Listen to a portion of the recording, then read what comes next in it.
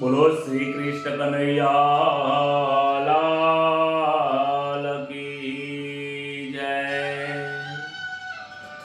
ભાગવત ભગવાન કી જય। करारविन्दे न पदारविन्दम् मुखारविन्दं विनवेशयन्तम्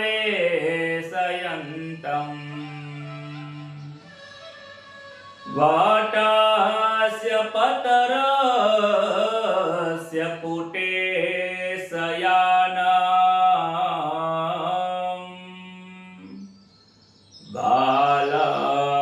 बालमुकुन्दं मनसा स्मरामि।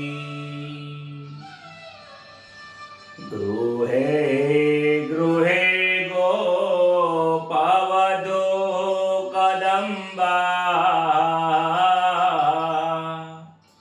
सर्वे मिलित्वा समवाप्य योग्यम् पुण्यानि नामानि पठन्ति नित्यम् गोविन्द दामोदर माधवेति। सच्चिदानन्द रूपाय विश्वोत्पत्त्यादिहेतवे तापत्रय विनाशाय श्रीकृष्णाय वयं नमः। प्रथम नमो सद्गुरुदेवने लरे लरे लागोपाल मात पिता वंदन करी हृदय में रहो तमे आ। हरि गुरु संत सौ पधारजो न कथा कहो मम मति अनुसार।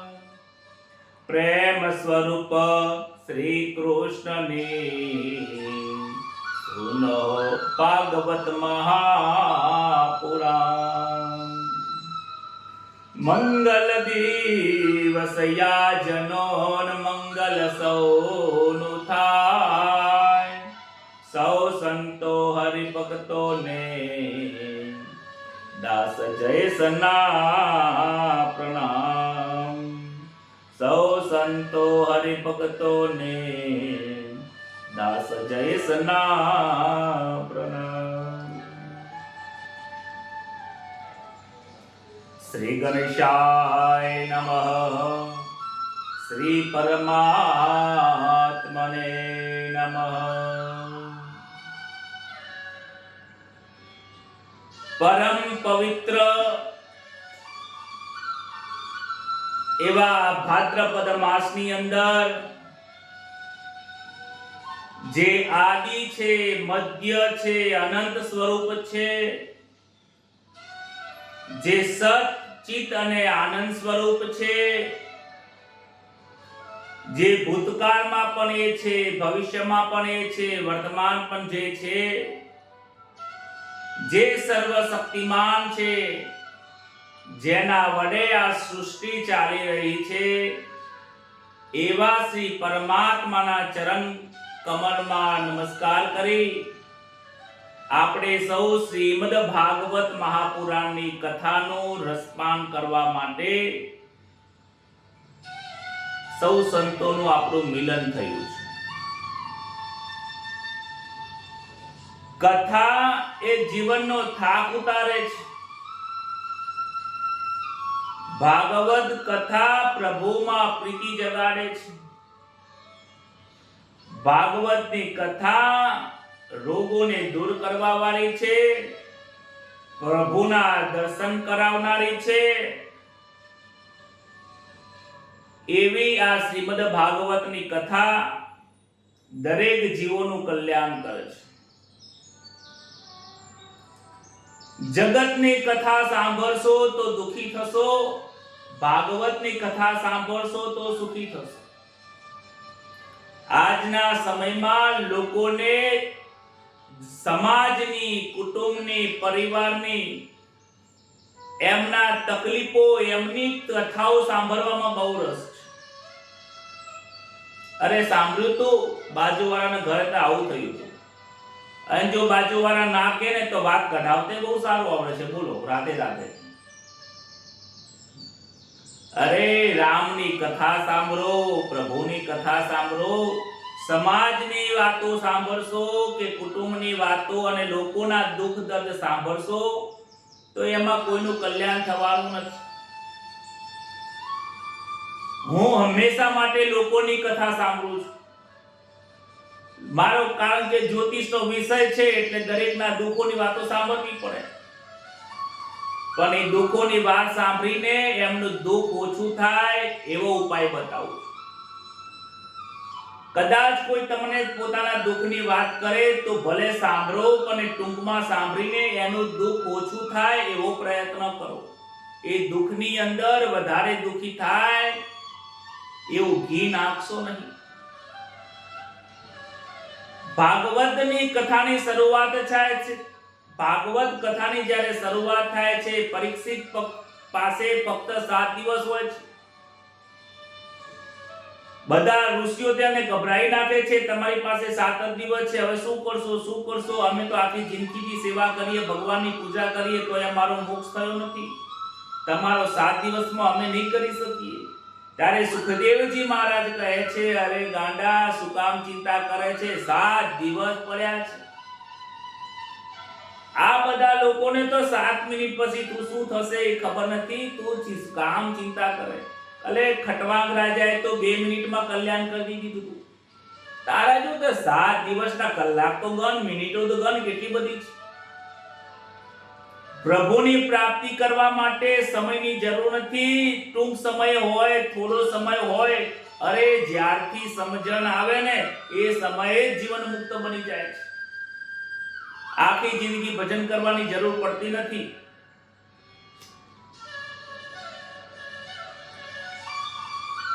ખટવાંગ રાજાએ આખી જિંદગી ભજન નતા કર્યા, પરીક્ષિત રાજાએ આખી જિંદગી ભજન કર્યા નતા. અરે વાલ્મીકજીએ એટલા બધા પાપ કર્યા હતા તો પણ એ આખી જિંદગી ભજન કરવા નતા બેઠા. જે વસ્તુ સમજી ગયા એને પકડી લીધું, એ માર્ગે ચાલ્યા. રામનું નામ મળી ગયું, એ રામના મંત્રે ચાલવા લાગ્યા. તમને જ્યાં મળે, જે સદગુરુ આપે એ વસ્તુને પકડીને જીવનમાં આગળ વધો.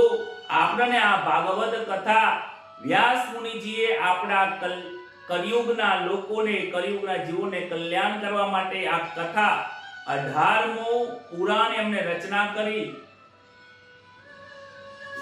તો પણ આ જીવાત્માને આ સાંભળીને આ રસ્તે ચાલવું કાઠું પડે છે. આજે 11મા દિવસની આપણી આ કથા છે.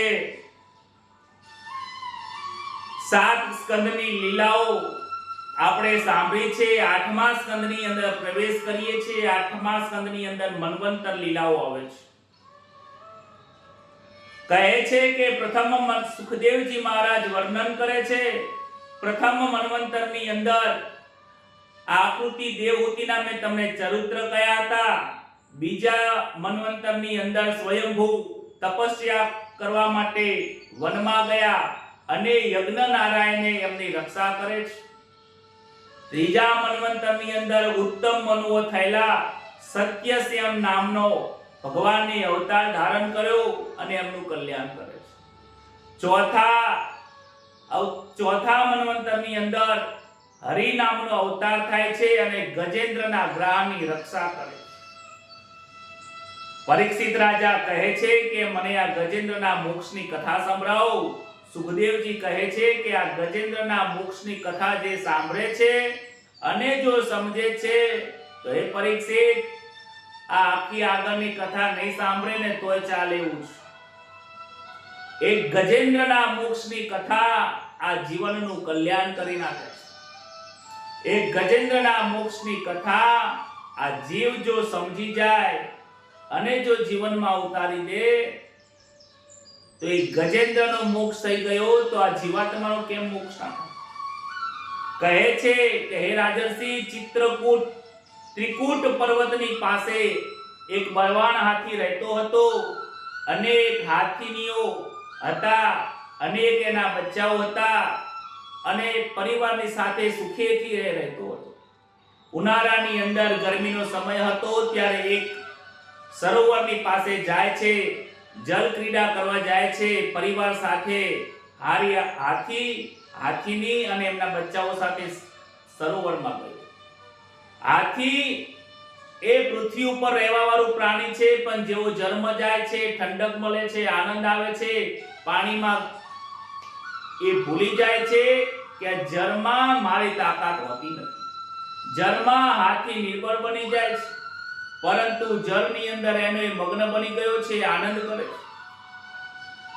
એટલામાં એક મગર આવે છે. એ મગર હાથીનો પગ પકડે છે, ઘણો પ્રયત્ન કરે છે, પગ છોડી શકતો નથી. ઘણા પ્રયત્નો કરવાના અંતે પણ એ થાકી જાય છે, શરીરથી હારી જાય છે. બીજા જે હાથીની હતા, એમના બચ્ચાઓ હતા, એમને બચાવવાનો બહુ પ્રયત્ન કરે છે, પરંતુ મગર તો એનો પગ ખેંચીને ધીમે ધીમે અંદર લઈ જાય છે. હાથીના પગ ડૂબી રહ્યા છે, પાણી પેટ સુધી આવી ગયું છે. હાથીની અને એમના બચ્ચાઓને ખબર પડી કે હવે આ હાથી જીવવાનો નથી. એ હાથીને એમને એમ છોડીને એમના બચ્ચાઓ અને એમના જે હાથીની હતા, એમનો જે પરિવાર હતો, નીકળી ગયો છે. ગજેન્દ્ર એકલો પડ્યો ત્યારે પ્રભુને પ્રાર્થના કરે છે, હે પ્રભુ, હવે મારું કોઈ નથી. મેં ખૂબ ભોગ ભોગવ્યા છે, ખૂબ આનંદ કર્યો છે. ભોગોની અંદર મને રોગ થયો, ભોગોમાં ભગવાનને હું ભૂલી ગયો, તમારું ભજન ભૂલી ગયો. આજે મને તમારી યાદ આવી છે, તમે મને રક્ષા કરો. આ ગજેન્દ્ર મનની અંદર બહુ અકળાયો છે, પ્રભુની સ્તુતિ કરે છે. હે પ્રભુ, તમને કોણ સમજી શકે છે? પ્રભુ, તમારું નામ ભૂલ્યો છો, પ્રભુ તમારું કામ ભૂલ્યો છો, પ્રભુ તમારા ઉપકાર ભૂલ્યો છો. મારા જેવો કોઈ પાપી નથી, પાપને હરનારા તમારા જેવા કોઈ મોટા દેવ નથી. હે પ્રભુ, તમે આ સાગરમાં મને છોડાવો, આ પાણીમાંથી મને છોડાવો. ભગવાન ગજેન્દ્રની અરજી સુનીને બહાર આવ્યા. ભગવાન ગજેન્દ્રની અરજી સાંભળીને આવ્યા છે, દર્શન આપે છે અને પોતાના સુદર્શનથી એ મગરનો વધ કરે છે. ત્યારબાદ ગજેન્દ્ર બે હાથ જોડે નમસ્કાર કરે છે, વંદન કરે છે. પ્રભુના સ્વાગત કરવા માટે એ સરોવરમાં જે કમળનું ફૂલ હતું, એ કમળનું ફૂલ લઈને સૂંઢથી પ્રભુને ચડાવે છે. આ ગજેન્દ્ર અને હાથીની કથા સાંભળીને આટલેથી આ વાર્તા પૂરી થતી નથી, આટલેથી આ કથા પૂરી થતી નથી. સમજવાનું છે કે આ ગજેન્દ્ર કોણ છે, એ સરોવર શું છે, એ સમજવાનું છે. આ કથાની પાછળનો હેતુ એવો છે કે ગજેન્દ્ર છે આ જીવાત્મા છે, સરોવર આ સંસાર છે. જે જળની ક્રીડા કરે છે એ આ સંસારની સુખ છે, માયા છે. મગર જે આઈને પગ પકડે છે એ સમય છે, કાળ છે. આ જીવ જ્યાં સુધી સંસારના ભોગો ભોગવે છે, ત્યારે એક દિવસ તો મગર આવીને એને પકડે છે, કાર આવીને પકડે છે. જ્યારે પકડે છે ત્યારે જુઓ, સમય આવે ને ત્યારે કુટુંબ પરિવાર નાસી જાય છે. વૃદ્ધાવસ્થાની અંદર બાળપણમાં તમે જે છોકરાઓ જોડે રમ્યા, પ્રેમ આપ્યો, લોકો જોડે જીવનમાં આનંદ કર્યો, વ્યવહાર બનાયા, એ બધા જ વ્યવહારો વૃદ્ધાવસ્થાની અંદર જ્યારે કાળ આવે છે ત્યારે કોઈ સમય, કોઈ મિત્ર, કોઈ સગાવાળું આવતું નથી. જ્યાં સુધી જ્યારે તમને લોકોની જરૂર હોય છે ત્યારે લોકો તમારી પાસે આવતા નથી. અરે, તમારા ઘરના જે બાળકો છે ને, એમને પણ તમારી પાસે બેસવું ગમતું નથી. કાળ જ્યારે આવે છે, કાળ કોઈને છોડતો નથી. આ ગજેન્દ્રને જેમ ભગવાનની પ્રાર્થના કરી, અંત વેળાએ એમને ભગવાનની પ્રાર્થના કરી, ભગવાન આવ્યા. આપણે અંત વેળાએ આ વાસનાઓને યાદ કરીએ છીએ. આજે આ વાસનાઓને છોડીશું, માયાને છોડીશું, ત્યારે જ આપણને એ પરમાત્મા પ્રત્યે પ્રેમ, લાગણી અને એમનું નામ લેવાનો આપણને એની આદત પડશે. આખી જિંદગી ભગવાનનું નામ ક્યારે ન લીધું હોય તો અંત વેળાએ પ્રભુનું નામ યાદ નહીં આવે, યાદ રાખજો. કારણ કે આખી જિંદગી સંસારનું નામ લીધું હોય, સંસારની કથા સાંભળી હોય તો મૃત્યુ સમય પણ સંસારની કથા જ યાદ આવે છે. અને પછી આપણું જ્યાં મન હોય, જ્યાં વાસના રહેલી હોય ત્યાં આ દેહ જતો રહે છે. માટે આ ગજેન્દ્રએ જે ભગવાનને પ્રાર્થના કરી છે અને ભગવાનના પ્રાર્થના થકી એનો ઉદ્ધાર થયો એ આપણે શીખવાનું છે. આ નિરાધાર ઘણા લોકોને એમ લાગે કે આ ગજેન્દ્ર તો પ્રાણી હતો તો એને કેવી રીતે ભગવાનને પ્રાર્થના કરી હશે. પરંતુ યાદ રાખજો કે જે સત્કર્મ કરે છે, જે પુણ્ય કર્મ કરે છે અને પૂર્વજન્મ યાદ હોય છે.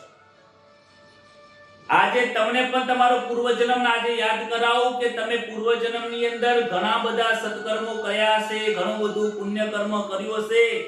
ત્યારે જ તમે આજે આ ભગવાનની કથા, ભાગવતની કથા, પ્રભુનું નામ જપ તપ કરવા માટે તમે અહીંયા બેઠા છો.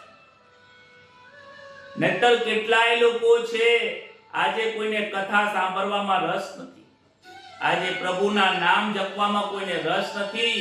જેટલો ભોજનમાં રસ છે એટલો ભજનમાં રસ નથી. પરંતુ તમે ખૂબ પુણ્યશાળી છો. હવે પૂર્વજન્મનું પુણ્ય લઈને ભગવાને તમને આટલા સુધી મોકલ્યા. અહીંયાથી લેસન લઈને આપણે આગળ વધવાનું છે.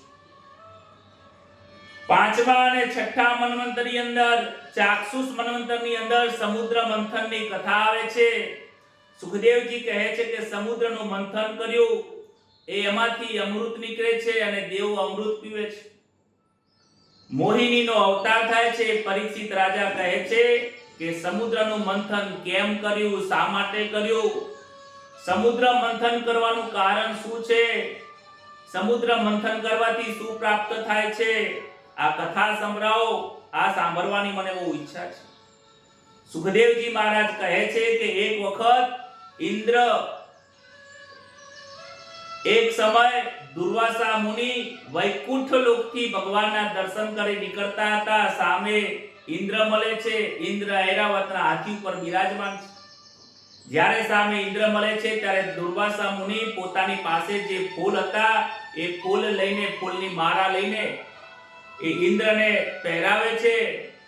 પરંતુ ઇન્દ્ર અભિમાન અને ગર્વના કારણે એ જે માળા છે એ હાથીના સૂંઢમાં પહેરાવે છે.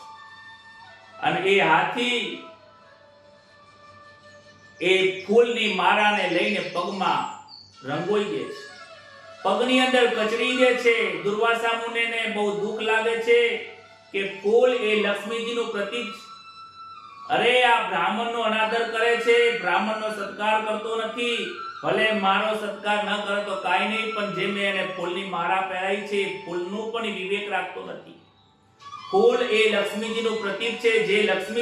જેને લક્ષ્મીજીનું વિવેક નથી એ દરિદ્ર થાય છે. દુર્વાસા મુનિએ શ્રાપ આપ્યો, હે ઇન્દ્ર, તું બહુ અભિમાની થઈ ગયો છે, માટે તું દરિદ્ર થઈ જઈશ. એ દરિદ્રના થવાના કારણે દૈત્ય લોકો એના ઉપર યુદ્ધ કરે છે. દેવો અને દાનવોનું યુદ્ધ થયું. દૈત્ય લોકો ઇન્દ્રને પરાસ્ત કરીને સ્વર્ગનું સુખ લઈ લીધું છે. ઇન્દ્ર ગભરાય છે, ભગવાનની પાસે જાય છે. ભગવાન કહે છે કે તમે બહુ અભિમાની છો. જેને ઘણી બધી લક્ષ્મી પ્રાપ્તિ થાય, ખૂબ પૈસા આવે ને ત્યારે અભિમાની બની જાય છે.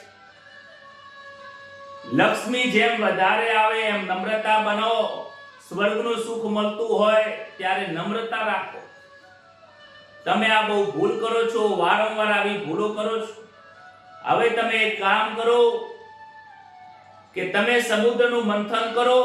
ત્યાં હું મોહિનીનો અવતાર લઈને, અમૃત લઈને તમને બધાને જે અમૃત નીકળશે એ અમૃત તમને પાવીશ.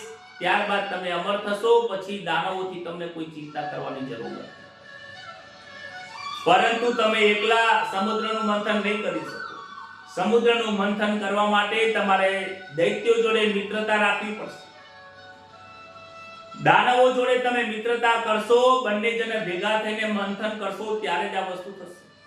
પ્રભુની આજ્ઞા થવાથી દેવો દાનવો જોડે જાય છે, મિત્રતા કરી છે.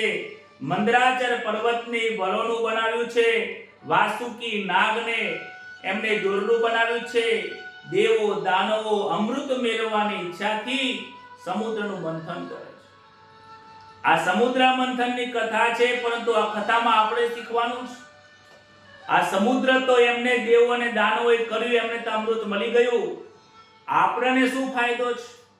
આ સમુદ્ર મંથનની કથા નથી, આ સમુદ્ર મંથન આપણા જીવની કથા છે. આ સંસાર રૂપી સાગર એ સમુદ્ર છે, એની અંદર આપણે ઈશ્વરને શોધવાના છે. આ સમુદ્રની અંદર આ સંસારમાં પરમાત્મા રહેલા છે. આ સંસારમાં રહીને પરમાત્માની પ્રાપ્તિ કરવાની છે. જેમ દૂધમાં માખણ અને ઘી રહેલું છે, જ્યારે પણ એનું મંથન દહીં બનાય, દૂધ ને દહીં અને દહીં બનાવ્યા પછી એને મંથન કરીએ ત્યારે માખણ નીકળે, એને પણ તપાવીએ, ગરમ કરીએ ત્યારે ઘી મળે છે. મંથન કર્યા વગર કાંઈ મળતું નથી. આ મનને સંસારની અંદર એવું મંથન કરો કે મારે પરમાત્મા પ્રાપ્ત કરવા છે. આ સંસારમાં સંસારનું મંથન કરશો તો સંસારમાં જ રહી જશો, જહેર મળશે. તમે જુઓ, સંસારનું મંથન કરીએ છીએ તો આપણે દુઃખી થઈએ છીએ, અને જ્યારે સંસારમાં રહીને પ્રભુનું નામ જપ કરીએ છીએ ત્યારે આપણને આનંદ થાય છે, શાંતિ મળે છે. અરે આટલું આપણને મળ્યા પછી જો આપણે સુધરીએ નહીં, સમજીએ નહીં, તો પછી કોનો વાંક? જાણી જોઈને આપણે દુઃખી થઈએ છીએ. સમુદ્રનું મંથન થયું છે, મંથન કરતા કરતા જહેર નીકળ્યું. જહેર કોણ લે? દેવો કે અમે તો ના પીએ, દાનવ કે અમે ના પીએ. તમે જ્યારે સમુદ્રનું મંથન કરશો, સંસારનું મંથન કરશો તો પહેલા જહેર જ નીકળશે. લોકો કે ના જોયો નવાઈનો આ ભક્તિ કરવા વાળો, લોકો માનશે, બોલશે, ખોટા આરોપો આપશે. આ બધું જહેર છે. આ જહેર પી જજો, તમે સહન કરજો. જો પેટમાં ના ઉતારતા, જો પેટમાં ઉતારી દેશો તો તમને અપચો થઈ જશે, દુઃખી થશો.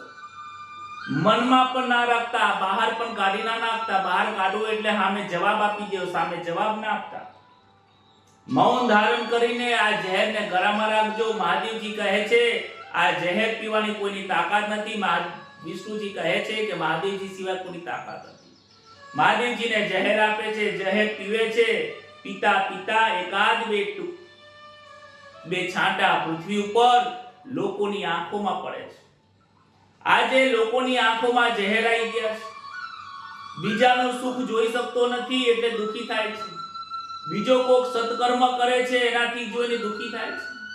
કોઈ બ્રાહ્મણને દાન આપે છે તો જોઈ વિચારે છે એટલે બ્રાહ્મણને આપવાની ક્યાં જરૂર છે? ગરીબોને આપો ને. ગરીબોને આપો એ પુણ્ય કર્મ છે, બ્રાહ્મણોને આપો એ દાન છે. ગરીબોની સેવા કરો એ પુણ્ય કર્મ છે, બ્રાહ્મણોની સેવા થાય એ પરમાત્માની સેવા છે. દાન અને પુણ્ય વિશે શું તફાવત છે? ગીતાજીના 14, 15, 16, 17 માં અધ્યાયની અંદર બહુ સારું વર્ણન કર્યું છે. સમય આવશે ત્યારે એના ઉપર આપણે સત્સંગ કરીશું.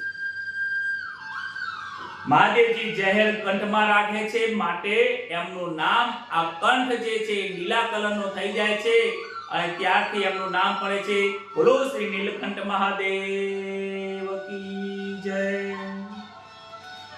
ભગવતનું સ્મરણ કરતા કરતા મહાદેવજી ઝેરને ગળામાં ધારણ કર્યો. ત્યારબાદ કામધેનુ ગાય નીકળે છે. ગાય એ સંતોષનું પ્રતીક છે. કામધેનુ ગાય વશિષ્ઠ ઋષિને આપે છે. ત્યારબાદ ઉચ્ચેશ્વર નામનો ઘોડો નીકળ્યો. એ ઘોડો દૈત્ય લઈ જાય છે. ઐરાવત નામનો હાથી નીકળે છે, સમદ્રષ્ટિ વાળો છે. એ ઐરાવત નામનો હાથી દેવોને આપ્યો છે. પારિજાત અને અપ્સરાઓ પણ દેવ નીકળી દેવો લઈ જાય છે. દાનવોને લાગે છે કે આપણને કશું મળતું જ નથી, આ બધા દેવો બધા લઈ જાય છે, બ્રાહ્મણોને આપી દે છે, આપણે શું કરવાનું? કાંઈ તો લેવું પડશે ને, અમૃત તો ક્યારે નીકળે. ત્યારબાદ મદિરા નીકળે છે. મદિરા નીકળે છે કે આ તમને નહીં આપીએ, અમે લઈ લેશું. દેવો કે છે આ તમારું જ છે, તમે લઈ. આજે જે મદિરા પાન કરે છે એ દાનવો છે.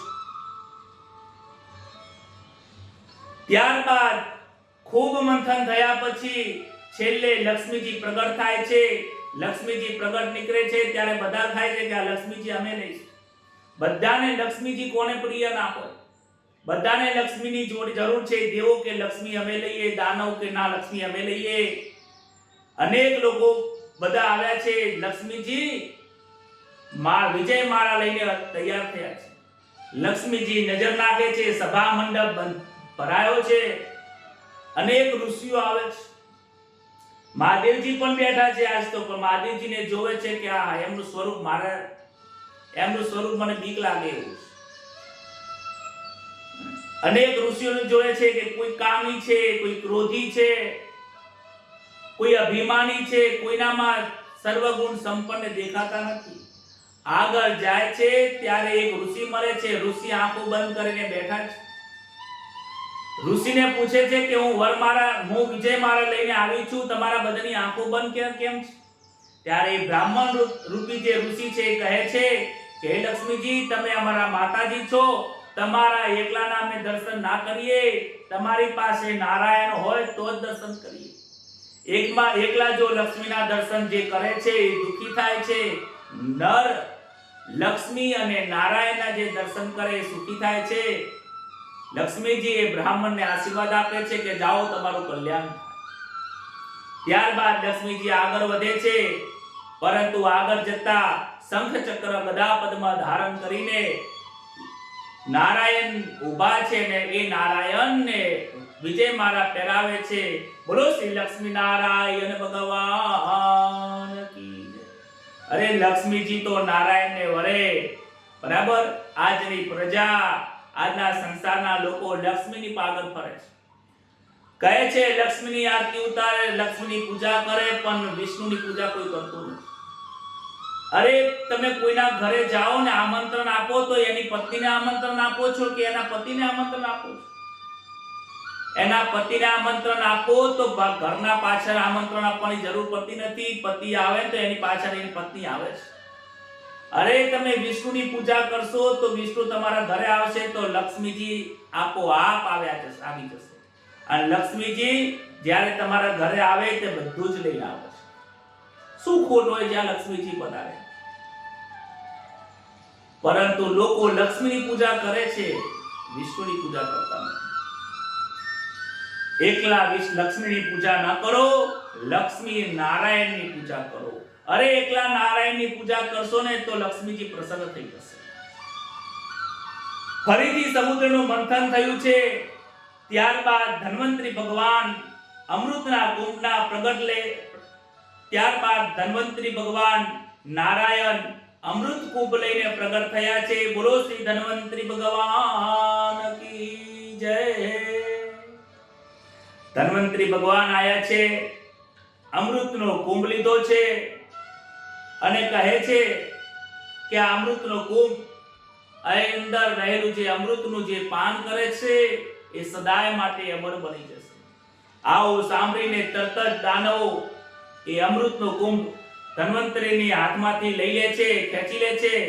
ત્યારબાદ તે બધા લોકો અંદરો અંદર લડવા લાગે છે. દાનવો લડે છે કે આ કુંભ હું લઈશ, પેલો કહે છે હું અમૃત પીશ. દાનવો અંદરો અંદર લડે છે. દેવોને લાગ્યું કે આ દાનવો અમૃતનું પાન કરશે તો પૃથ્વીનો નાશ થઈ જશે. ભગવાનની પાસે જાય છે. ભગવાન કહે છે તમે ચિંતા કરશો નહીં, મારે કંઈક રસ્તો નીકાળવો પડશે. ત્યારબાદ ભગવાન દેવો અને દાનવોની વચ્ચે મોહિનીનું સ્વરૂપ પ્રગટ થયા છે. બોલો શ્રી દ્વારિકાધીશ કી જય. ભગવાન નારાયણ મોહિનીનું સ્વરૂપ પ્રગટ થયા છે. પરમાત્મા આજે વિષ્ણુજી આજે પીતાંબર ધારણ નથી કર્યું, પીળા પીતાંબર એ ધારણ કર્યું નથી, પરંતુ સાડી પહેરીને આવ્યા છે. વિચાર કરો, ભગવાનને સાડી પહેરવામાં કોઈ નાનમતા નથી, કારણ કે દેવોનું કામ કરવાનું છે. સંસાર સ્વરૂપમાં આસક્તિ છે તે માયા છે, ઈશ્વરના સ્વરૂપમાં આસક્તિ એ ભક્તિ છે. આ દેવોને તો ખબર છે મોહિનીનું સ્વરૂપ એ પરમાત્માનું છે, પરંતુ દાનવોને ખબર નથી. મોહિની દૈત્યોની પાસે ગયા અને દેવ પણ આ મોહિનીને જોઈને મોહ પામી ગયા છે. કહે છે કે હું તમને આ અમૃતનો કુંભ મારી હાથેથી તમને અમૃત પાઉં છું. તમે આ રીતે લડશો તો અમૃત નીચે ઢોળાઈ જશે, ન તમારા કામે આવશે. માટે આ અમૃતનો કુંભ મને આપો. તમે એકલા પી જશો, આટલું બધું અમૃત તમે એકલા કેવી રીતે પીશો? તમને બધાને પાઉં છું, આ અમૃતનો કુંભ મને આપી દો. લાઈનમાં બેસી જાઓ. પહેલા તમને દરેક દાનવો જે દૈત્યો છે બધાને આપી દો. બધા એમની મોહની અંદર વશ થઈ જાય છે. પંગત પડીને બેઠા છે. અમૃત કુંભની અંદર નજર નાખી તો ઉપર પાણી દેખાય છે. દૈત્યોને કહે કે ઉપર તો જો પાણી છે, નીચે અમૃતનું જાડું અમૃત નીચે રહેલું છે, ઉપર પાણી છે. હવે આ પાણી તે નીચે રેડાય નહીં. જો તમને હું બધું પાડીશ તો પાણી જેવું આવશે, અમૃત પીવા નહીં મળે.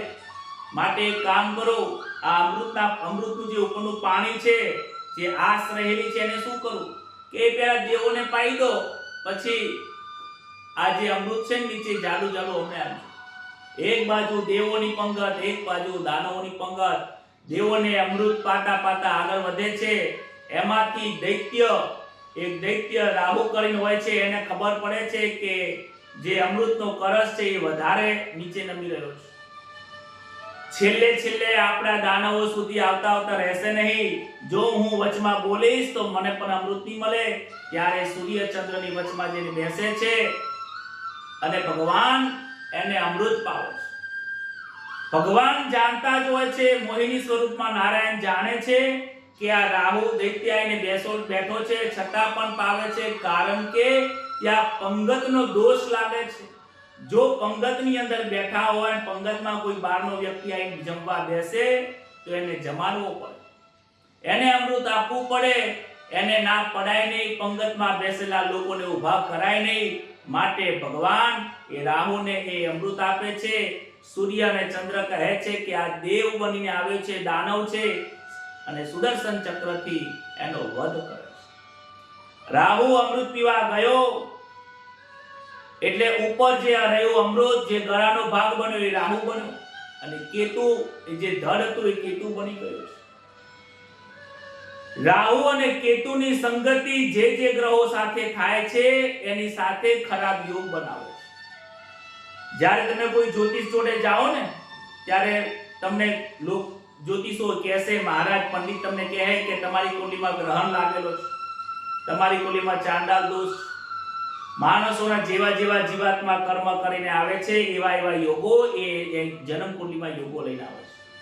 આજના લોકો જ્યોતિષને માનતા નથી, નવગ્રહોને માનતા નથી કે ગ્રહો તો આકાશમાં રહેલા જે દેખાય છે, હાઇડ્રોજનથી ને હિલિયમથી જે બનેલા છે એ છે. ભલે એ દેખાય છે, પણ એ ગ્રહોની ઉપરનો જે પ્રભુત્વ છે એ સૂર્ય, ચંદ્ર, મંગળ, બુધ, ગુરુ, શુક્ર, શનિ, રાહુ, કેતુનો પ્રભાવ રહેલો છે.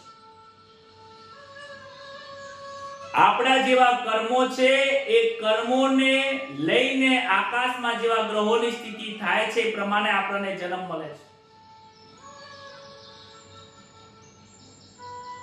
માટે જન્મ કુંડલી ઉપરથી આપણે આપણા જીવનની સમસ્યાનું સમાધાન આપણે પારખી શકીએ છીએ કે આપણે કેવા કર્મો લઈને પ્રારબ્ધ લઈને આવ્યા છીએ, અને એ ગ્રહોની પૂજા કરવાથી એ શાંત થાય છે. આ ગ્રહો આદિ અનાદિથી ચાલે આવે છે. રામજીનો જન્મ થયો ત્યારે એમની કુંડલી બતાવવામાં આવી. કૃષ્ણનો જન્મ થયો ત્યારે એમની કુંડલી બતાવી હતી. અરે પરીક્ષિત રાજાનો જન્મ થયો ત્યારે ધર્મરાજાએ રાજના જોશીઓને કુંડલી બતાવે છે ને કહે છે કે આનું 7 દિવસમાં મૃત્યુ થાય એવું યોગો છે. સર્પના દંશથી મૃત્યુ થશે, પરંતુ આ મોક્ષકારક છે. આ એમનો છેલ્લો જન્મ છે. બહુ મહાન રાજા બનશે અને યુગો સુધી લોકો યાદ રાખશે. બોલો, એ જન્મ કુંડલી વખતે ખબર ન પડી તો શું ખબર? એટલે આ જન્મ કુંડલી અને ગ્રહો એ તદ્દન સાચું છે. બસ તમને જોવા વાળો જ્યોતિષ સાચો મળવો એ જરૂરી છે. ગીતાજીમાં ભગવાને લખ્યું છે કે વિષયનો રાગ, વિષયમાં આસક્તિ એ મનુષ્યને દુખી કરે છે. દૈત્યોને વિમુખ હતા, ભગવાનથી વિમુખ હતા, એટલે અમૃત મળ્યું નહીં.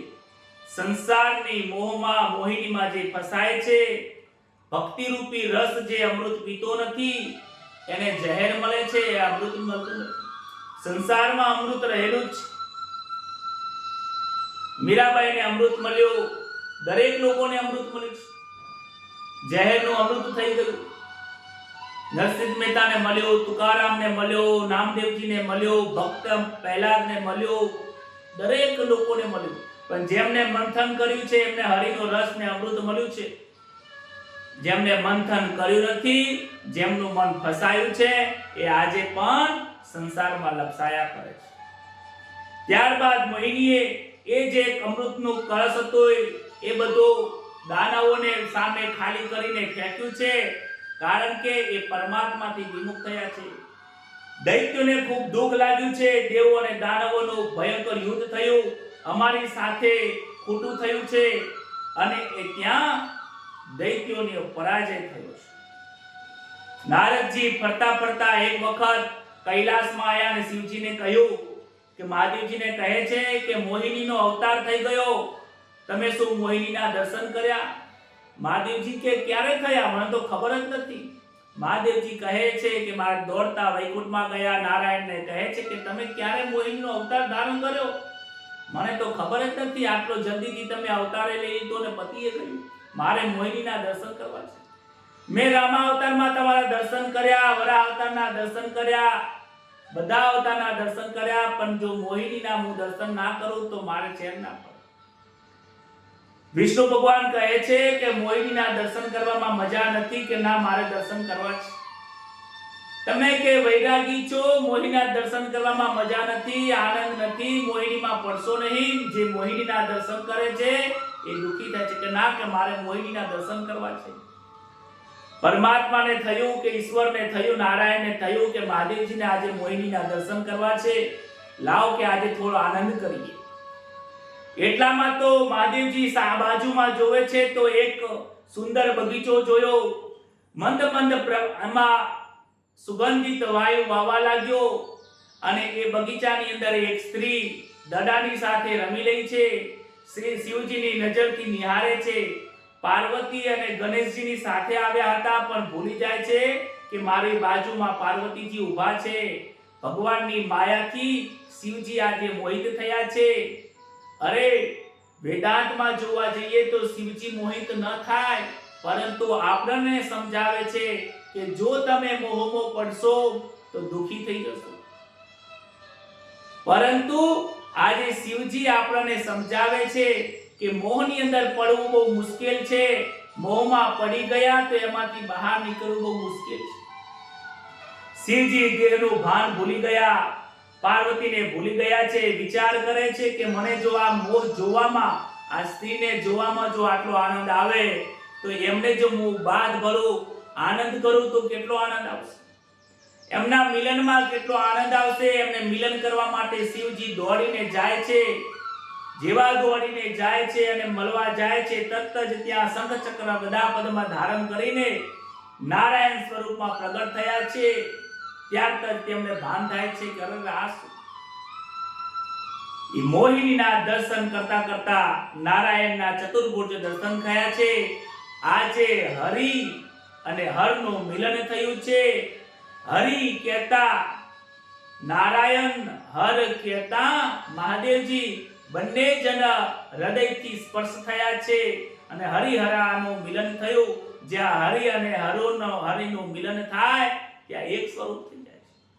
આપણે આરતીમાં પણ કહીએ છીએ ને, હરિહરાની આરતી જે કોઈ ગાશે વૈકુંઠમાં જશે.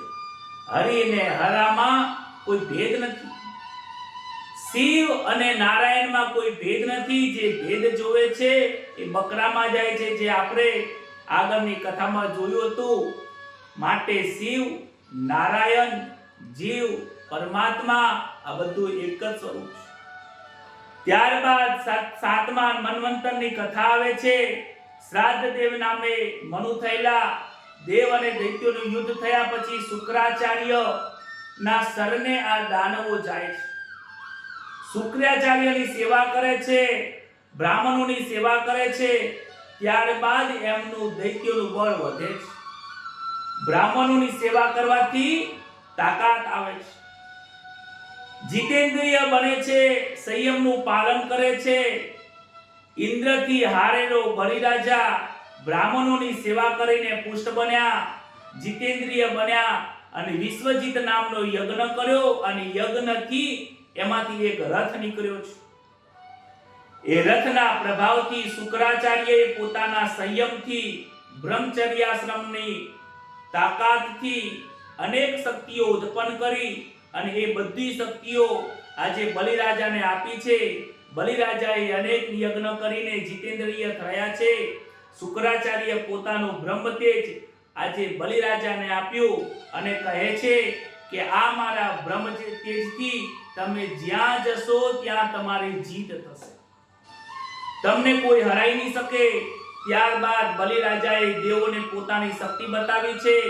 બલિરાજાએ સ્વર્ગનું લોક પ્રાપ્ત કર્યું છે. ત્યારબાદ પૃથ્વીના રાજા બન્યા છે.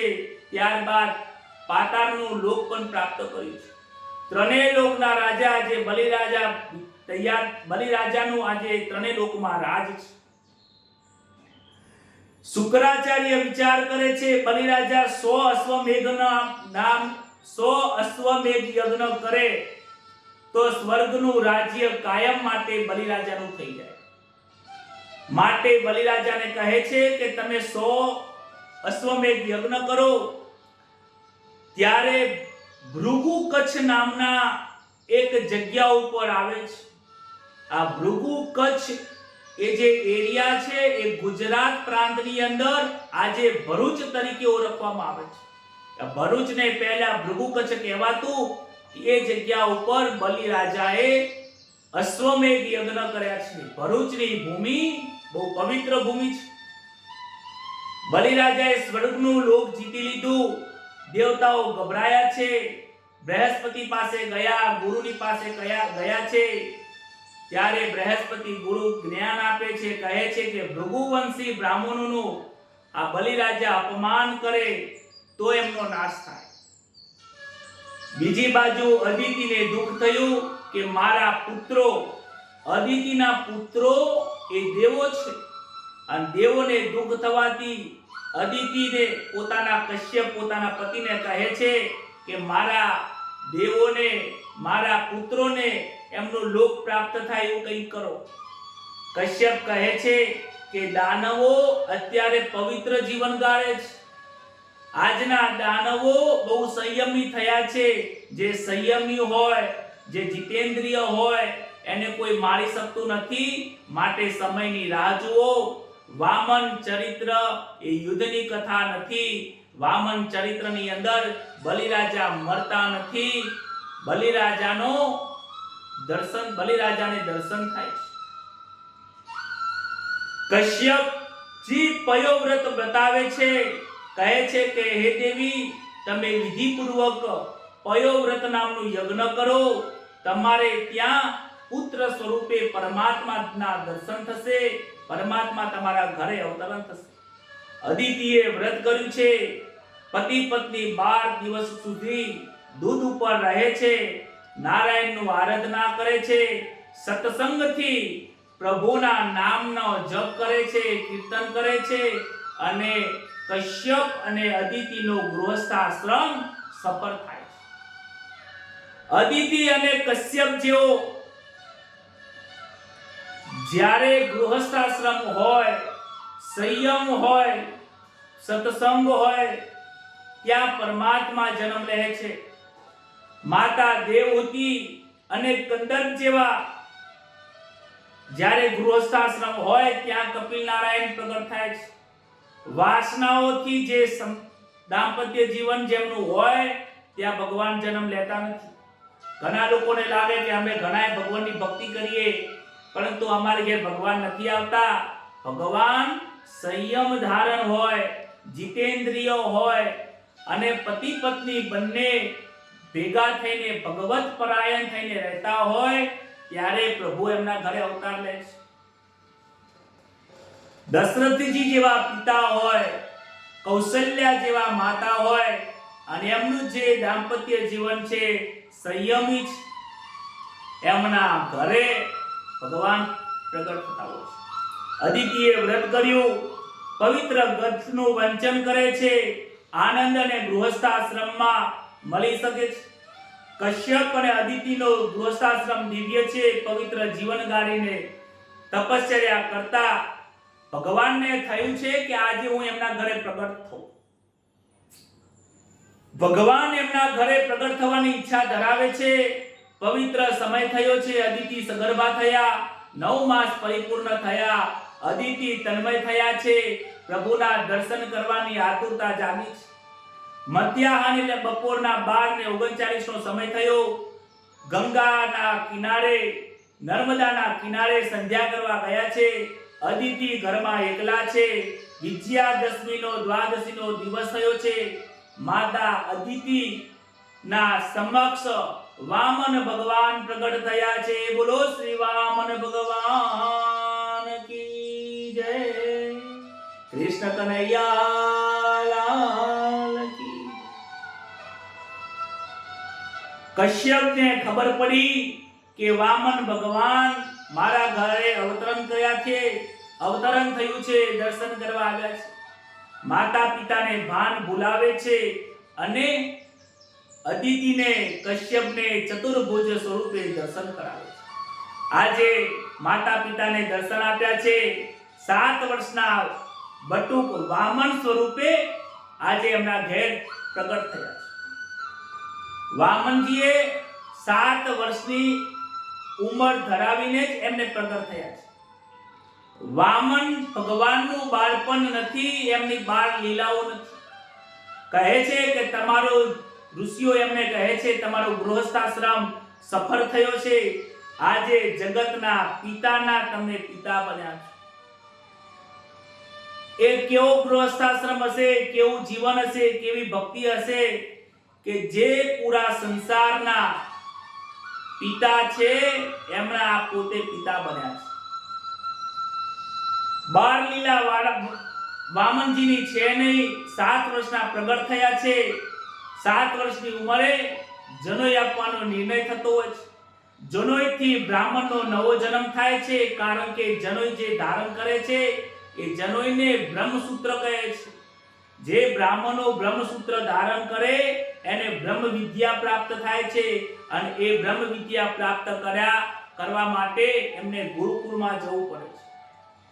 આજે ગુરુકુળો બહુ ઓછી થવા લાગી છે કારણ કે લોકોને આજે એનું મહાત્મ્ય સમજાતું નથી. પિતા સૂર્યનારાયણ બને છે, માતા ગાયત્રી માતા બને છે. વામનજીને આજે જમી આપવામાં આવે છે. સૂર્યનારાયણ ગાયત્રીનો મંત્ર આપે છે. માતા અદિતિ લંગોટી આપે છે. ધરતી માતા એમને આસન આપ્યું છે. બ્રહ્માજીએ કમંડળ આપ્યું છે અને માતા સરસ્વતી આવીને એમને માળા આપી છે. કુબેરજી આવીને એમને ભિક્ષાનું પાત્ર આપ્યું છે. કહે છે કે જ્યારે કોઈ બ્રાહ્મણ ત્રિકાળ સંધ્યા કરે છે, જનોઈ આપે છે, ત્યારબાદ એમને ત્રિકાળ સંધ્યા કરવી પડે છે. બ્રાહ્મણ જો ત્રિકાળ સંધ્યા ના કરે તો એનું પતન થાય છે. બ્રાહ્મણોએ તે ખાસ કરવી પડે. જો બ્રાહ્મણ, ક્ષત્રિય અને વૈશ્ય આ ત્રણેય વર્ણોએ જનોઈ લેવી પડે છે. જનોઈની સંસ્કાર, યજ્ઞોપવિતની સંસ્કાર આ ત્રણેય વર્ણોમાં લખેલી છે. આજે કોઈ યજ્ઞોપવિતની સંસ્કાર ભૂસાઈ ગયો છે. એક લગ્ન સંસ્કાર રહ્યો છે પણ એમાં પણ લોકો નાચવા અને કૂદવાની અંદર, ફટાકડાઓની અંદર અને માયાથી વશ થઈને એની અંદર પણ લોકોએ હાવ નષ્ટ કરી દીધો છે. નામ પૂરતા જ રહ્યા છે. બાળકોના જેવા તેવા નામ રાખે, લગ્નમાં પણ જેવું તેવું વર્તન કરીને લગ્નના સંસ્કારોને બગાડી દીધા છે. અરે મૃત્યુ પછીના સંસ્કાર, અંત્યેષ્ટિ કર્મ પણ લોકો કોઈ કરતા નથી. લોકોને ખ્યાલ જ નથી કે યજ્ઞોપવિત સંસ્કાર દરેક વર્ણના લોકોએ, બ્રાહ્મણ, ક્ષત્રિય, વૈશ્ય ત્રણેય વર્ણોએ ધારણ કરવા જોઈએ. આ યજ્ઞોપવિતની સંસ્કાર ભૂલ્યા છે માટે ભગવાનનું નામ ભૂલ્યા છે. આ બ્રહ્મને પ્રાપ્ત કરવાનું પહેલું પગથિયું છે. યજ્ઞોપવિત ધારણ કર્યા પછી જ મંત્રની દીક્ષા પ્રાપ્ત થાય છે. આ આપણા વૈદિક નિયમો છે, પરંતુ આજે વૈદિક નિયમ લોકો ભૂલી ગયા છે. વામનજીને યજ્ઞોપવીતની દીક્ષા આપવામાં આવે છે. વામનજી ભિક્ષા માંગવા માટે જાય છે. જ્યારે મંત્રની દીક્ષા મળે, યજ્ઞોપવીતની દીક્ષા મળે છે, ત્યારે એમને ભિક્ષા માંગવા માટે જવું પડે. અલગ અલગ લોકો ભિક્ષા આપે છે. જ્યારે યજ્ઞોપવીતની સંસ્કાર થાય ત્યારે માતાના હાથે એ છેલ્લું ભોજન હોય છે. ત્યારબાદ ઋષિ ગુરુ મહારાજ આશ્રમમાં જ્યાં જ્યાં કહે ત્યારે ભિક્ષા માટે જવું પડે છે. ત્યારે વામન અવતારની અંદર કોઈની સાથે એમનો પરિચય રહેતો નથી. બ્રહ્મ તેજ ધારણ કરે છે. આ મસ્તકની અંદર બ્રહ્મ તેજ રહેલું છે.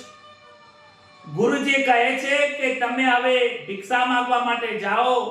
બલિરાજા મોટો યજ્ઞ કરે છે. એ યજમાન બહુ મોટા છે. મોટા યજમાનની જોડે જાઓ તો મોટી ભિક્ષા મળે છે. પગમાં પાવડી, હાથમાં કમંડળ, બીજા હાથમાં છત્ર, બગલમાં દંડ, કેવલ એક લંગોટી ધારણ કરી છે. કમર ઉપર મૂંજની મેખલા, ગળામાં મોટી યજ્ઞોપવીત ધારણ કરીને, બગલમાં મૃગ ચર્મ, સિર પર મોટી મોટી જટા, અને જાણે કે સૂર્ય નીચે ઉતર્યો હોય એવું મુખ પર બ્રહ્મનું તેજ ધારણ થયું છે. બ્રહ્મ તેજ આંખમાં, લલાટ પર હોય છે. વામનજીનો કોઈની સાથે પરિચય નથી. રસ્તામાં ઘણા લોકો મળે છે, બધા એમને નમસ્કાર કરે છે. વામનનું પ્રાગટ્ય થયું છે. સિદ્ધાશ્રમની અંદર જનકપુરી જતા સિદ્ધાશ્રમ આવે છે. સિદ્ધાશ્રમમાં વામન મહારાજ નર્મદાના કિનારે ભૃગુ કચ્છ નામના તીર્થમાં આવ્યા છે. ભૃગુ કચ્છની અંદર આ શુક્રાચાર્ય બલિરાજાનો યજ્ઞ કરે છે. ભાર્ગવ બ્રાહ્મણો વેદોના મંત્ર બોલે છે, યજ્ઞમાં આહુતિ આપે છે. ત્યાં તો ચારે બાજુથી પ્રકાશ થાય છે. મોટા મોટા ઋષિઓ વિચારે છે કે આ બ્રહ્મ તેજસ્વી આવું ક્યાંય પ્રકાશ જોયો નથી. આ બ્રહ્મ તેજ છુપાવી શકે તેવો નથી. જાણે કે સૂર્યનારાયણ પૃથ્વી ઉપર ઉતર્યા હોય એવું લાગે છે. સનત કુમારો તો કદાચ નહીં હોય ને. નાના સનત કુમારો તો લંગોટી પહેરતા નથી. આ લંગોટું પહેરીને કોઈ આવે છે તો કોઈ બ્રાહ્મણનો કોઈ કુમાર લાગે છે. ઋષિઓ વિચાર કરતા કરતા વામનજીની પાસે આવે છે. શુક્રાચાર્ય વયોવૃદ્ધ છે, ઉંમર લાયક છે, છતાં પણ એ મંત્રને રોકીને, યજ્ઞની પૂજાને રોકીને તે ઊભા થયા છે. દરેક બ્રાહ્મણો ઊભા થયા છે, ઋષિઓ ઊભા થયા છે. બ્રહ્મચારીનું આજે સ્વાગત કરે છે. કહે છે, અહો અહો બ્રાહ્મણ દેવ, તમે પધારો પધારો. આજે અમારો યજ્ઞ આનંદ થયો છે. તમે મારા યજ્ઞમાં પધાર્યા, અમને ખૂબ આનંદ થયો છે. લોકો ઓળખાણ તો પડતી નથી, પરંતુ એમના બ્રહ્મના તેજના કારણે એમને લોકો વંદન કરે છે. બલિરાજા પણ દોડતા આવે છે, સ્વાગત કરે છે. સોનાનું સિંહાસન આપે છે, બિરાજમાન કરે છે. રાણીઓને કહે છે એમનું મારે પૂજા કરવી છે, બધા આવો. બલિરાજાની રાણીનું નામ વિદ્યાંગની છે. પુત્રીનું નામ રત્નમાલા છે. વામનજીનો જોઈને એની દીકરીને રત્નમાલા વિચારે છે કે આ છોકરો કેટલો સુંદર છે. એની માતાને આ બાળકને ધવરાવતા કેટલો આનંદ આવતો હશે. એના મનની અંદર માતાના સ્વરૂપનો આનંદનો ભાવ જાગે છે. એને આ બાળકને ધવરાવવાના આનંદનો પ્રાપ્ત થાય છે. કહેવાય છે કે જેનો જીવી વિચારસરણી, જેના જેવા વિચારો એવા પ્રભુ એમને દર્શન આપે છે. પણ જ્યારે મોટું વિરાટ સ્વરૂપ ધારણ કરે છે ત્યારે એને મારવાની ઈચ્છા થાય છે કે આને હું મારી નાખું. આ વાસનાઓ આ રત્નમાલાની અંદર આવવાથી જ્યારે એ વાસનાઓ પૂર્ણ થાય છે કૃષ્ણ અવતારમાં, કે એ એક મારવાનો ઈરાદો લઈને આવે છે. બાળક કૃષ્ણને ધવરાવવાના રૂપમાં એ પૂતના થઈને આવે છે. એ કૃષ્ણ અવતારમાં એની કથાઓ છે. માટે વાસનાઓ રાખશો નહીં. તમે જેવી વાસનાઓ રાખશો એવી વાસનાઓમાં આ જન્મમાં નહીં તો બીજા જન્મમાં તમારું મન ફસાય. સોનાની જારી લઈને આવે છે, નર્મદાના જળથી પદ પખારે છે, પૂજા કરે છે. અનેક રત્નોથી જગમગ થતા હોય એવા વામનજીના નખ હોય છે. ભગવાનના નખ પણ રત્ન જડિત હોય, જગમગ રહ્યા છે. વામનજીના નખમાં બલિરાજાને પોતાના મુખના દર્શન થાય છે. બલિરાજા પ્રાર્થના કરીને કહે છે કે હું કૃતાર્થ થયો છું, તમે કંઈક મારી પાસે માંગો. મારા યજ્ઞની અંદર હું બ્રાહ્મણોને ખૂબ દાન આપું છું, તમે કંઈક માંગો. તમે માંગો. ત્યારે વામનજી કહે છે, વામનજી વિચારે છે કે મારે પહેલા એના વખાણ કરવા પડશે. કહે છે કે હે રાજન, તમે તમારો જન્મ જે વંશમાં થયો છે એ પવિત્ર વંશ. પહેલાજીના વંશમાં તમારો જન્મ થયો છે. પહેલાજી ભગવદ ભક્ત હતા, પરમાત્માના દર્શન થયા હતા. તમારા પિતા વિરોચન એ ઉદાર હતા, પોતાનું આયુષ્યનું દાન કર્યું હતું. એવા દાતા તમારા કુટુંબમાં, તમારા વંશમાં જન્મ્યા છે. તમારા પરદાદા જે હિરણ્યકશ્યપુ હતા એ પણ દેવતાઓને હરાવ્યા હતા, એટલી એમનામાં શૌર્ય શક્તિ હતી. હે રાજન, મેં જાણ્યું છે કે તમે બહુ મોટા દાતા છો. હે રાજન, હું લોભી નથી, હું સંતોષી છું. મારે વધારે જોતું નથી, ફક્ત મારા પગથી હું માપીને 3 ડગલા જમીન મને આપો.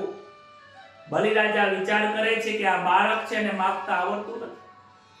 કહે છે કે મહારાજ, તમને માપતા આવડતું નથી, 3 ડગલા જમીનથી શું થશે? હું તો વધારે આપવા વાળો છું. થોડું અભિમાન જાગે છે. તમે મારી પાસે એવું માંગો કે ફરીથી માંગવું ના પડે. મારી પાસે જે બ્રાહ્મણ આવે છે એ દરિદ્ર રહેતો નથી, એ અમીર બની જાય છે, શ્રીમંત બની જાય છે. 3 ડગલા જમીનથી શું થશે? વામનજી કહે, રાજન, તમને ધન્ય છે. તમને આપવામાં કોઈ વાંધો નથી, પરંતુ મને લેવામાં તકલીફ છે. જો હું તમારી પાસેથી વધારે લઈશ તો મને લોભ થશે, અને લોભ એ મૃત્યુનું કારણ બને છે, નરકમાં નાખે છે. માટે હું સંતોષી છું. મારા પગથી માપું એટલી મને જમીન આપો. મારે ખાલી સંધ્યા વંદન કરવા પૂરતી જોઈએ છે. હું ત્રિકાળ સંધ્યા કરી શકું એટલી જ જમીન જોઈએ છે. રાજાને કહે છે કે સારું. શુક્રાચાર્યને કહે છે કે તમે મને સંકલ્પ કરાવો. શુક્રાચાર્ય રોકે છે કે આ કોઈ બ્રાહ્મણ અવતારની અંદર નારાયણ આયા છે, તને છેતરવા આવ્યો છે, તું સંકલ્પ કરીશ નહીં. બલિરાજા કહે છે કે જો હું સંકલ્પ પ્રમાણે દાન ના આપું તો હું નરકમાં પડું. હું સંકલ્પ પ્રમાણે જો દાન ના આપું તો નરકમાં પડું. અને આ દાતા આયા છે, અને કદાચ જો નારાયણ હશે તો હંમેશા માટે આપનારનો હાથ ઊંચો હોય છે, લેનારનો હાથ નીચો હોય છે. આપનાર મોટો ગણાય છે, લેનાર નાનો ગણાય છે. ભલે ગમે તે થાય, પણ મારે આજે એમને 3 ડગલા જમીન એમના પગેથી માપી નાખવી છે.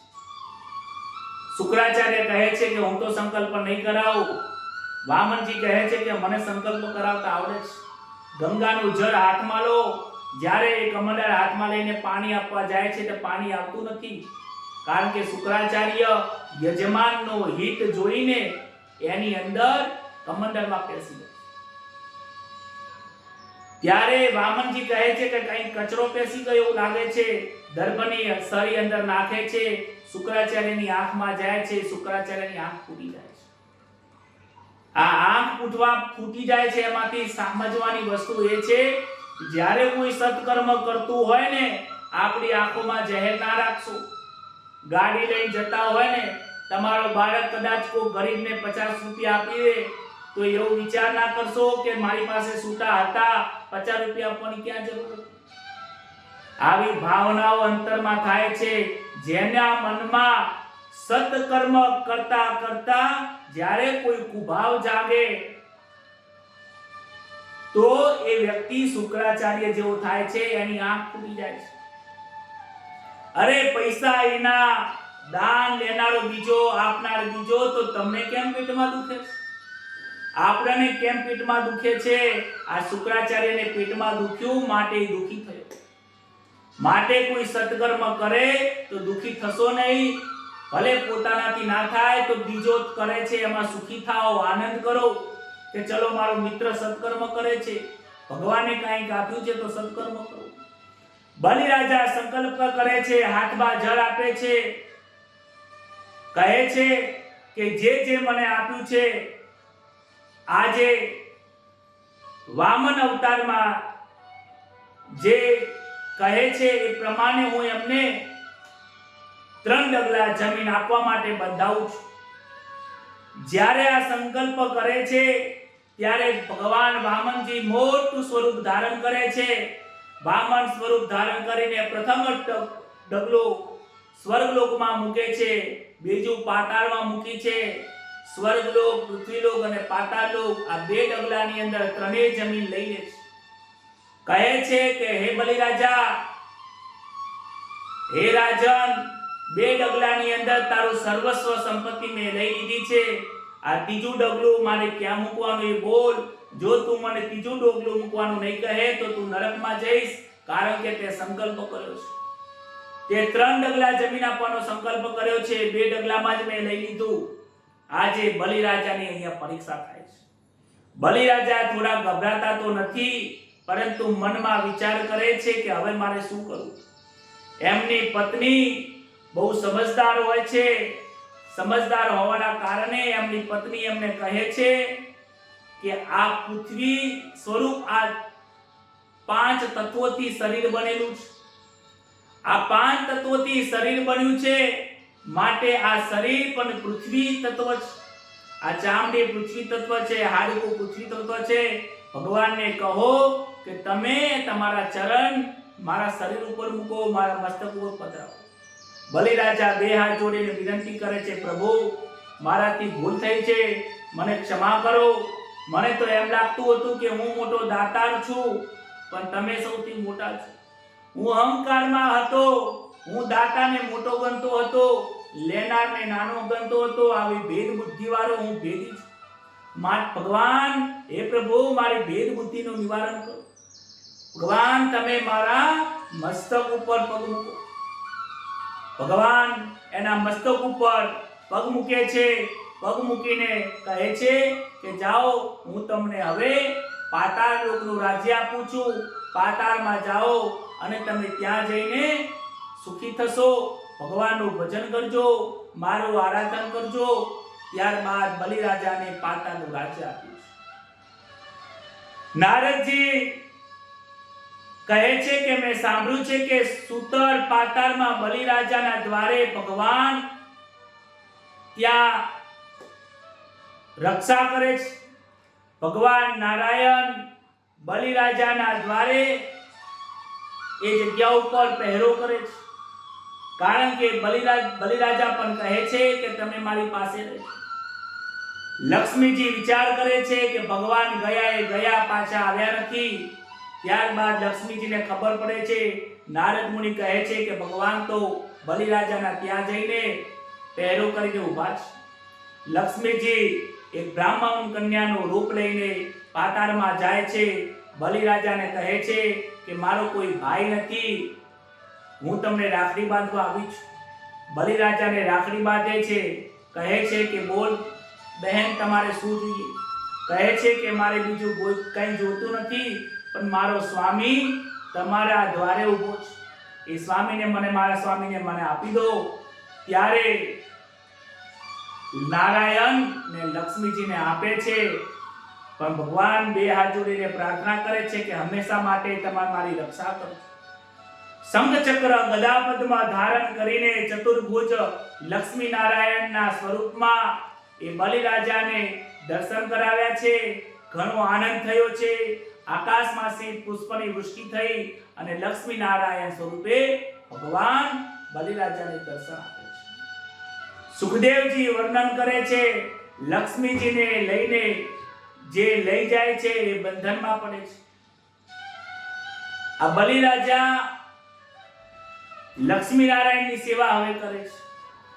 કહે છે કે આ જગતની અંદર લોકો લક્ષ્મીને પૂજે છે, નારાયણને પૂજતા નથી. જે લક્ષ્મી છે એ જ આ મોહિનીનો અવતાર છે. જે લક્ષ્મીજી છે એ જ આ માયાનો અવતાર છે. લક્ષ્મી એ નારાયણની છે, પરંતુ લોકો લક્ષ્મીની પાછળ ફરે છે. આ માયાને લોકો મારી કરે છે. મોહિનીને મારી કરી એટલે એ અમૃત વગર રહી ગયા. આ સંસારની અંદર જે ભગવાને આપ્યું છે એને વિવેકપૂર્ણ એનો ઉપયોગ કરવાનો છે. વિવેકથી આનંદ કરવાનો છે, ઉપભોગ નથી કરવાનો. સુખદેવજી કહે છે, હે રાજન, આ સંસારનું સુખ આ સંસારમાં આનંદ કરવા માટે જ બનાવ્યું છે. ઉપભોગ ના કરશો. માટે નારાયણ આજે હવે વૈકુંઠમાં ગયા છે, બંધનમાંથી મુક્ત થયા છે. આ શરણાગતિની આ કથા મેં તમને સંભળાવી. આગળની કથા શરણાગતિની આવે છે.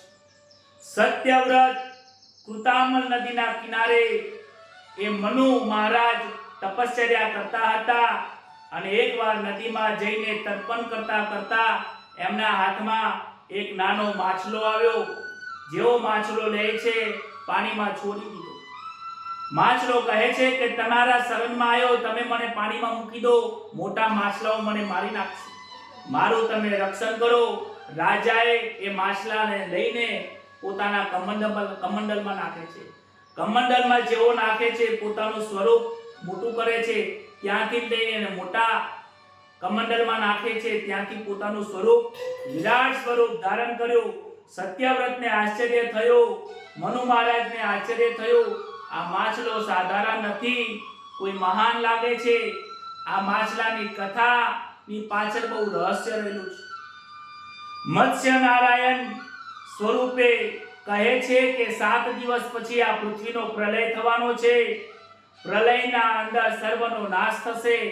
હે રાજન, હું તારું કલ્યાણ કરવા આવ્યો છું. મનુ મહારાજ કહે છે, મનુ મહારાજને કહે છે કે તમે પરમાત્માનું ધ્યાન કરો, તમારી વૃત્તિઓને બ્રહ્મકાર કરી દો. હવે આ પૃથ્વી જળમય થઈ જશે. મત્સ્ય નારાયણ એમનું રક્ષણ કરે છે. કહે છે મત્સ્ય નારાયણનું અવતારનું રહસ્ય એવું છે કે વૃત્તિઓને હંમેશા બ્રહ્મકાર રાખો. આ જીવાત્માની વૃત્તિઓ બહુ ફરે છે, ખાવામાં, પીવામાં, ફરવામાં, ઓઢવામાં અને સંસારના સુખો ભોગવવામાં. જેની વૃત્તિ રહેશે એ પ્રલયની અંદર એનો નાશ થશે. પ્રલયની અંદર સર્વનો નાશ થયો છે, પણ સત્યવ્રત મનુએ પોતાની વૃત્તિઓને એકાકાર કરીને બ્રહ્મની અંદર સ્થાપિત કરી છે. મત્સ્ય નારાયણની જોડે, બ્રહ્મની જોડે, પરમાત્માની જોડે જેનો સંબંધ થયો છે એ મુક્ત થાય છે. શરીર આ નાવડી છે. પરમાત્માના શરણની અંદર આ નાવડીને બાંધી રાખશો તો એ તરી જશે. મત્સ્ય નારાયણ ભગવાને વેદની ચોરી જતા હયગ્રીવ નામના દૈત્યનો સંહાર કર્યો. મનુ મહારાજને આનંદ કરાવે છે અને મત્સ્યની સંહિતા સંભળાવીને એમને ઉપદેશ આપીને ભાગવતની કથાના 8મા સ્કંદનો અહીંયા વિરામ થાય છે. બોલો શ્રી કૃષ્ણ કનૈયા લાલ કી જય. ભાગવત ભગવાન કી. આજની કથા સંસાર રૂપી સાગરને કેવી રીતે તરાય, બ્રહ્મકાર કેવી રીતે થાય, બ્રહ્મનું આરાધન કેવી રીતે થાય, સંસારમાં રહીને અમૃતની પ્રાપ્તિ કેવી રીતે કરાય. સંસારમાં વિષ પણ છે, અમૃત પણ છે. સંસારમાં એવું મંથન કરો કે મન પરમાત્મા જોડે જાય. એ જ વાત સાથે આજની કથાને શ્રી ભગવાનના ચરણમાં, સુખદેવજી મહારાજના ચરણમાં અર્પણ કરીને આપણી કથાને અર્પણ વિરામ આપીએ છીએ. આવતીકાલે ફરીથી નવી કથા, રઘુવંશની કથાને આપણે પ્રગટ કરીશું. ત્યાં સુધી ભગવાન નારાયણનું નામ લઈએ. હરે રામ રામ રામ સીતારામ રામ રામ સીતારામ રામ રામ રાધે શ્યામ શ્યામ શ્યામ સીતારામ રામ રામ રાધે શ્યામ શ્યામ હરે રામ રામ રામ સીતારામ રામ રામ શ્રી રામચંદ્ર ભગવાન કી જય કૃષ્ણ કનૈયા લાલ કી જય ભાગવત ભગવાન કી જય પિતૃનારાયણ દેવ કી જય નમઃ પાર્વતી પતહે હર હર મહાદેવ।